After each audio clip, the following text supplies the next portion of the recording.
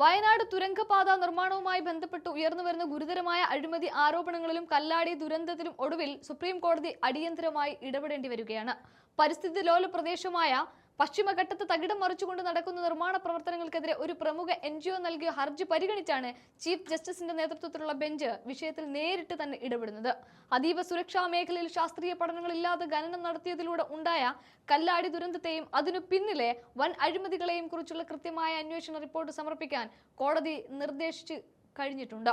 മുൻപ് പദ്ധതിക്ക് അനുമതി നൽകിയിരുന്നുവെങ്കിലും തൊഴിലാളികളുടെ ജീവൻ നഷ്ടപ്പെടുകയും പ്രകൃതിക്ക് വൻ നാശമുണ്ടാവുകയും ചെയ്ത സാഹചര്യത്തിൽ നിർമ്മാണം അടിയന്തരമായി നിർത്തിവെക്കണമെന്ന ആവശ്യത്തിന്മേലാണ് ഇപ്പോൾ രാജ്യത്ത് പരമോന്നത കോടതിയുടെ നിർണായകമായ ഈ നീക്കം വന്നിരിക്കുന്നത്. പദ്ധതിയുടെ തുടക്കം മുതൽ തന്നെ പരിസ്ഥിതി പ്രവർത്തകരും പ്രാദേശിക കൂട്ടായ്മകളും ഉന്നയിച്ച ആശങ്കകളെല്ലാം ശരിവെക്കുന്നതായിരുന്നു കഴിഞ്ഞ ദിവസമുണ്ടായ കല്ലാടി മണ്ണിടിച്ചിൽ ദുരന്തം.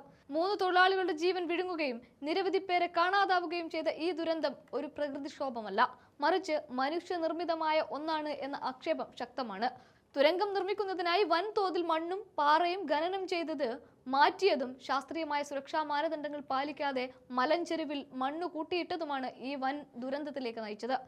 2024 മുണ്ടക്കൈ ചൂരൽമല ഉരുൾപൊട്ടൽ ദുരന്തഭൂമിക്ക് തൊട്ടടുത്താണ് ഈ തുരങ്കപാതയുടെ നിർമ്മാണം നടക്കുന്നത് എന്നുതന്നെ പദ്ധതിയുടെ അപകട സാധ്യത എത്രത്തോളം വലുതാണ് എന്ന് വ്യക്തമാക്കുന്നുണ്ട്.